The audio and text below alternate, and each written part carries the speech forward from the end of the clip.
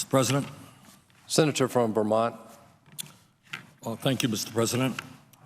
Mr. President, as the ranking member of the Budget Committee, I rise in strong opposition to the nomination of Congressman Mick Mulvaney to be the next director of the Office of Management and Budget, OMB. Just like many of President Trump's other nominees, my opposition to Congressman Mulvaney has less to do with his extreme right-wing economic views than it has to do with the hypocrisy and dishonesty of President Trump. The simple truth is that Congressman Mulvaney's record is, in many respects, the exact opposite of the rhetoric that then-candidate Trump used in order to get votes from senior citizens and working families. Now, if President Trump or candidate Trump had run his campaign by saying, "I'm going to cut your Social Security benefits if elected president," well, you know what? Congressman Mulvaney would have been the exact person that he should bring forth as OMB director.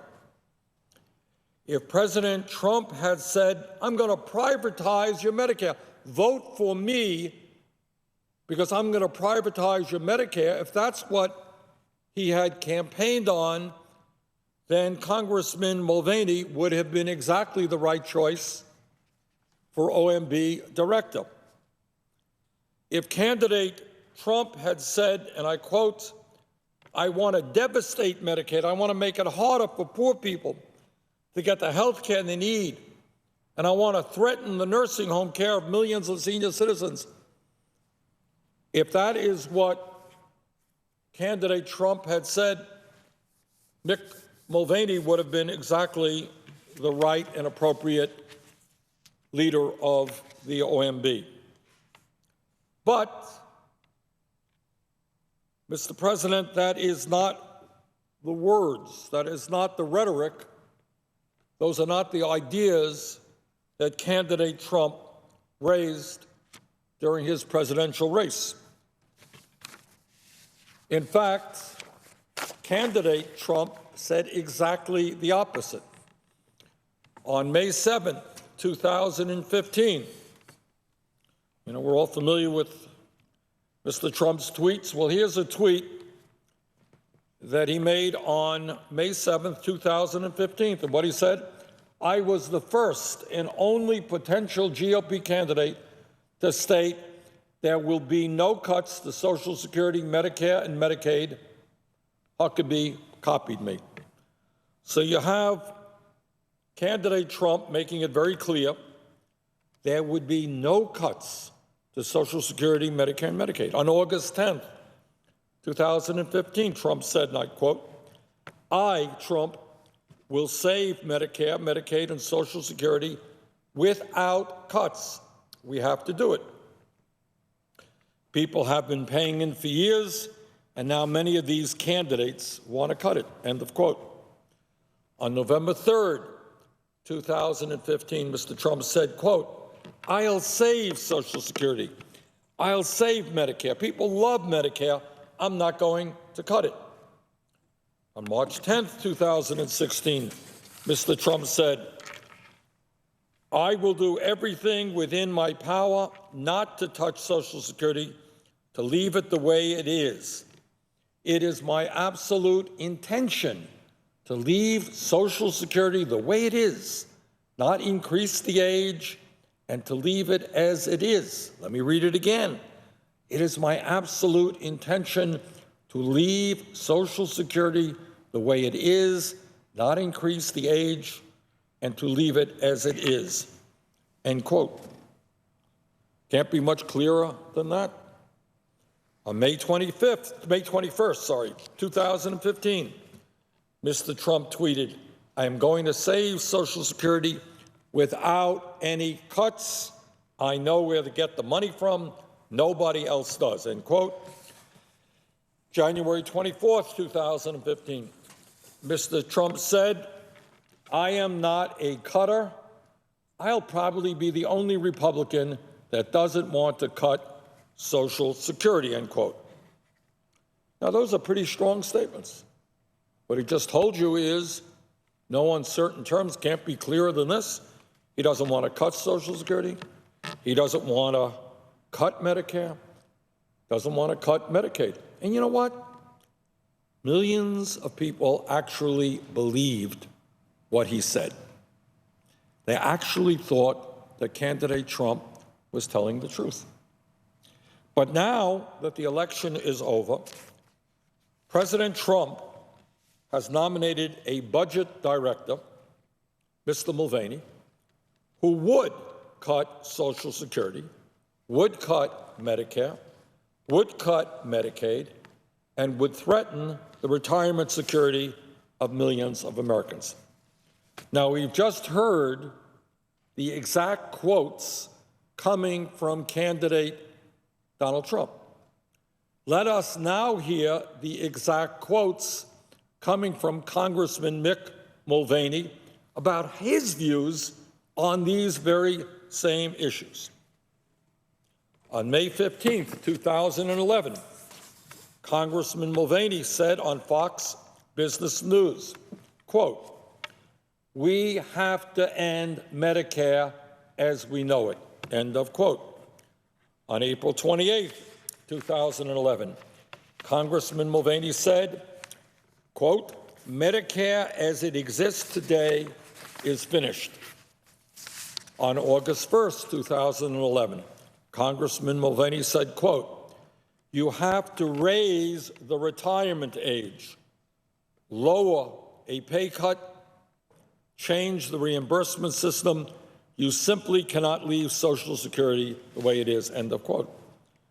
On May 17th, 2011, Congressman Mulvaney said, quote, "I honestly don't think we went far enough with the Ryan plan because," end quote, "because it did not cut Social Security and Medicare," quote, "rapidly enough." And just 2 years ago, Congressman Mulvaney voted against the budget proposed by House Budget Committee Chairman Tom Price and House Speaker Paul Ryan, opting instead to vote in favor of an even more extreme budget by the Republican Study Committee. The budget that Congressman Mulvaney supported would have cut Medicare by $69 billion more than the Price-Ryan budget. It would have cut Social Security by $184 billion more, and it would have cut Medicaid by $255 billion more than the budget proposed by Chairman Price and House Speaker Ryan. In fact, Congressman Mulvaney made it clear during his confirmation hearing in the Budget Committee that he would advise President Trump to break his promises not to cut Social Security, Medicare, and Medicaid. During that hearing, Senator Corker called President Trump's campaign promises, quote, "totally unrealistic," end quote, and said that they, quote, make no sense whatsoever, end quote. And when Senator Corker asked Congressman Mulvaney if he would advise the president not to follow through on the campaign promises he's made to seniors, this is what Congressman Mulvaney said, quote, "I have to imagine that the president knew what he was getting when he asked me to fill this role. I'd like to think it's why he hired me," end of quote. Whoa. What we have been discussing is precisely why so many people have contempt for what goes on here in Congress and what goes on in Washington in general. What is going on here is that a candidate for President of the United States says one thing in order to get votes, but the day after he is elected, his tune dramatically changes, and he nominates a number of people to his cabinet and to high levels, positions within his administration, who intend to do exactly the opposite of what he campaigned on. Once again, Congressman Mulvaney, and I believe he is exactly right, said, quote, "I have to imagine that the president knew what he was getting when he asked me to fill this role. I'd like to think it's why he hired me," end of quote. So the president hires somebody who has been one of the most vigorous proponents of cutting Social Security, of cutting Medicare, and of cutting Medicaid after he ran his entire campaign telling the American people he would not cut Social Security, cut Medicare, and cut Medicaid. Mr. President, outside of Capitol Hill, where real people live, it turns out, not surprisingly, that the overwhelming majority of Americans, be they Democrats, Republicans, or independents, are opposed to cutting Social Security. In fact, according to an October 2016 survey by Public Policy Polling, 72% of the American people, including 51% of Republicans, quote, support increasing, not cutting, Social Security benefits by asking millionaires and billionaires to pay more into the system, end of quote. Now, as it happens, that is exactly the heart and soul of the legislation that I will soon be offering. Legislation that I will be offering will expand Social Security benefits, not cut them, and it will do so by asking the top 2% to pay more in taxes, which it turns out is not only the right thing to do, but it is precisely what the American people want us to do. Various other polls have reached similar results. The people of our country, once you get outside the Congress and outside the Republican caucus in particular, the American people know that when millions of seniors and disabled veterans and people with disabilities are trying to get by on $13,000, $14,000, $15,000 a year, you do not cut their benefits, while at the same time give hundreds of billions of dollars in tax breaks to the top 1%. That is not what the American people want. Mr. President, in my view, we don't need a budget director like Congressman Mulvaney, who believes that Social Security is a quote-unquote Ponzi scheme. We don't need a budget director who once voted to declare Social Security, Medicaid, and the U.S. Department of Education unconstitutional. He was in, I believe, the South Carolina state legislature, state senate, and he actually voted on a vote which got very few votes in the South Carolina state senate. He voted to declare Social Security, Medicaid, and the U.S. Department of Education unconstitutional. This is the person who President Trump has nominated to become head of OMB. So I guess if you believe that Social Security is unconstitutional, if you believe that it is a good idea to cut benefits for people who will be living on $13,000 or $14,000 a year, I guess Mr. Mulvaney is your choice. And if that's who my Republican colleagues want to vote for, that is their business. But my job and the job of everybody is to make it clear that to the American people that the Republicans are far more interested in cutting Social Security and in giving huge tax breaks to billionaires than they are about taking care of the needs of the American people. Mr. President, we need a budget director who understands that we have a retirement crisis in America today. Today, more than half of older Americans have no retirement savings. That is just an extraordinary reality. Over half of older workers in this country have zero in the bank. And think about what they are feeling when they hear people like Congressman Mulvaney saying, hey, you got nothing now. You're going to try to get by on $12,000, $13,000 a year in Social Security, and we are going to cut those benefits. Mr. President, today more than half of older Americans have no retirement savings. More than a third of senior citizens depend on Social Security for all of their income. 1 out of 5 senior citizens are trying to make ends meet on incomes of less than $13,000 a year.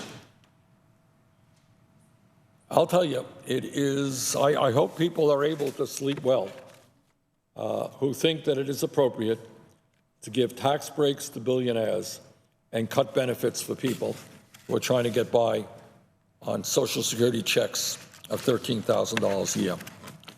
Mr. President, in my view, we do not need a budget director who believes, quote, we have to end Medicare as we know it, end quote, nor do we need a budget director who has said, quote, Medicare as it exists today is finished, end quote. Let us remember for a moment what things were like before Medicare was signed into law back in 1965. And at that point, about half of all seniors were uninsured and millions more were underinsured. Today, thanks to Medicare, about 45 million seniors have health insurance, and the senior poverty rate has plummeted, and seniors are living healthier, longer lives. Thank you, Medicare. And in my view, we do not need a budget director who supports cutting Medicaid by more than $1 trillion, threatening not only the health care of low-income people, but also the nursing home care of millions of vulnerable senior citizens and persons with disabilities. There are millions not just of low-income families, but middle-class families who today are getting help with the nursing home payments for their parents through Medicaid. You make devastating cuts in Medicaid, you're not only going to take away health insurance from low-income Americans, you're going to put enormous economic stress on middle-class families who will now have to pay the full tab for the nursing home care of their parents. Finally, Mr. President, there is another issue, and that is Mr. Mulvaney's taxes. After Congressman Mulvaney was nominated to become the next OMB director, it was revealed that he failed to pay over $15,000 in taxes for a nanny that he employed from the year 2000 through 2004. Here is what Congressman Mulvaney wrote in response to a question that I asked him on January 11th, quote, I have come to learn during the confirmation review process that I failed to pay FICA and federal and state unemployment taxes on a household employee for the years 2000 through 2004. Upon discovery of that shortfall, I paid the federal taxes. The amount in question for federal FICA and unemployment was $15,583.60, exclusive of penalties and interest, which are not yet determined. The state amounts are not yet determined, end of quote. Mr. President, this is a very serious issue. As you will recall, 8 years ago, Senator Tom Daschle withdrew his nomination as Secretary of Health and Human Services after it was discovered that he failed to pay taxes for one of his domestic workers. Mr. President, on this issue, I agree wholeheartedly with Minority Leader Schumer, who said, quote, when other previous cabinet nominees failed to pay their fair share in taxes, Senate Republicans forced those nominees to withdraw from consideration. If failure to pay taxes was disqualifying for Democratic nominees, then the same should be true for Republican nominees, end of quote. And Mr. President, here is the irony. Over and over again, Congressman Mulvaney has sponsored and co-sponsored legislation designed to prohibit people from serving in the government if they failed to pay their taxes. In 2015, Congressman Mulvaney voted for a bill in the House that stated, and I quote, "Any individual who has a seriously delinquent tax debt should be ineligible to be appointed or to continue serving as an employee," end of quote, of the federal government. And Congressman Mulvaney co-sponsored 3 bills when he was in the South Carolina State Senate that would have prohibited tax cheats from serving in the South Carolina state government. In other words, Mr. President, it looks like there is one set of rules for Congressman Mulvaney and another set of rules for everyone else. Mr. President, in light of this information and in light of Congressman Mulvaney's extreme right-wing record of attacking the needs of the elderly, the children, the sick, and the poor, I would urge all of my colleagues to vote no on this nomination. And with that, Mr. President, I yield the floor. And note the absence of a quorum. Clerk will call the roll. Mr. Alexander.